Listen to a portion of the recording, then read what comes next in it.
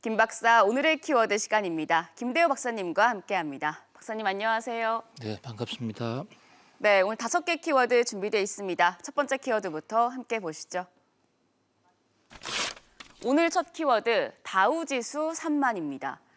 뉴욕 증시에서 다우지수가 사상 처음으로 3만 선을 돌파했습니다. 지금 여러 불확실성이 제고되는 모습인데 트럼프 대통령이 브리핑룸에 나와서 지금 3만 지수 돌파를 자화자찬하는 모습을 보여주기도 했어요.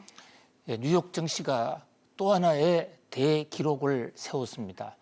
다우 지수가 3만을 돌파한 것인데요. 저 다우 지수는 1894년에 원래 처음 출발했습니다. 그러다가 오늘날과 같은 형태를 갖추어진 게 1896년, 그러니까 올해로서 124년째가 되는데요. 124년 만에 다우 지수가 100에서 3만으로 엄청나게 큰 폭의 신장세를 보였습니다. 네. 특히 이 다우 지수 3만 돌파는 최근에 코로나19 때문에 세계 경제가 매우 침체한 가운데서 이룩된 대기록이라는 점에서 더욱더 주목을 끌고 있는데요. 지금 그래픽에 보시는 대로 다우 지수 3만 46.24로 해서 전일 대비 1.54% 올랐지 않습니까? 네. 현재 뉴욕 증시의 지표가 크게 세 가지를 볼 수 있습니다. 대표적인 지수로 다우 지수, 나스닥 지수, S&P 500 이렇게 있는데요. 현재 지금 다우 지수는 똘똘한 30개 종목을 주 종목으로 한 것이고 S&P 500은 500개의 가중 평균. 그래서 통계학적으로는 S&P 500 지수가 현재 뉴욕 증시 상황을 판단해 주는데 조금 더 유리한 것으로 보입니다만은 다우 지수가 워낙 역사가 오래됐기 때문에 과거와 시계를 비교할 때는 다우 지수만한 지수가 없다. 이렇게 해서 지금 다우 지수를 미국에서는 중심 지표로 많은 투자자들이 보고 있는데요. 다우 지수는 다우 찰스라는 사람이 원래 신문 기자 출신이에요. 네. 신문 기자가 뉴욕 월가의 현장을 돌아다니다가 보니까 많은 사람들이 주식 투자를 하는데 과학 투자를 하지 아니하고 감으로 투자를 해서 많은 실수를 본다. 그래서 지표를 하나 만들자.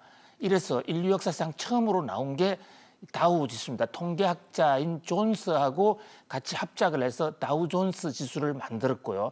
그것이 이제 오늘날까지 이어지는데 이 다우 지수가 1만을 돌파하는데 거의 100년 이상 걸렸습니다. 1999년 그러니까 당시 닷컴 버블 때 처음으로 1만을 돌파했거든요. 네.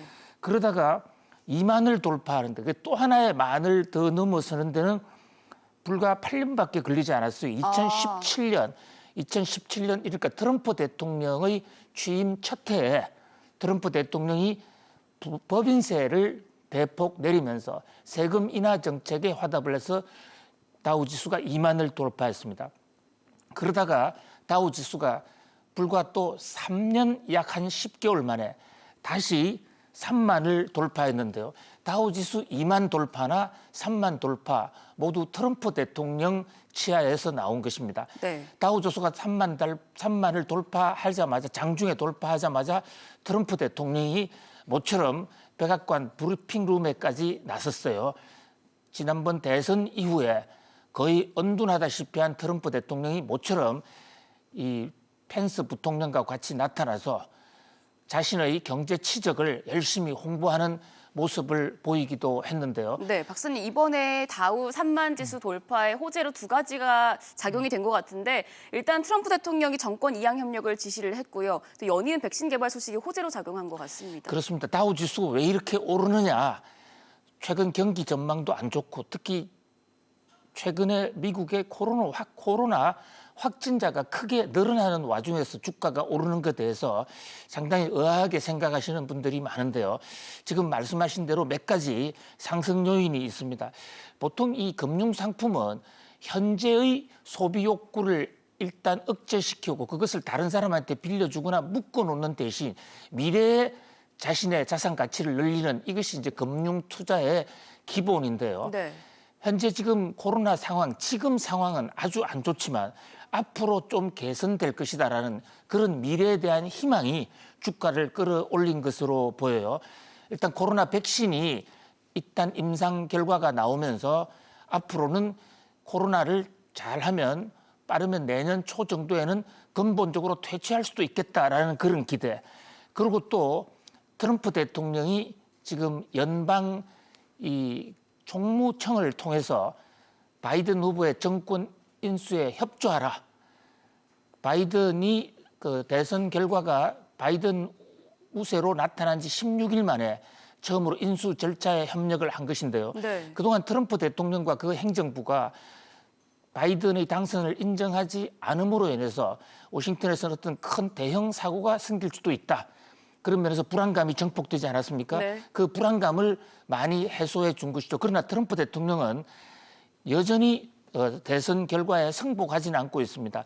지금 16일 만에 인수 절차에 협력해 준 것은 연방법상 협력해 주지 않았다가 나중에 어떤 보복이나 배상을 청구당할지 모른다는 그런 어떤 이 법리적 판단 때문이고요. 여전히 트럼프 대통령은 계속 소송을 이어나가고 있고 대통령 선거인단보다는 미국 하원을 통한 대통령 당선에 좀 더 욕심을 내고 있는 상황입니다만은 새는 점점 불리해지는 그런 상황.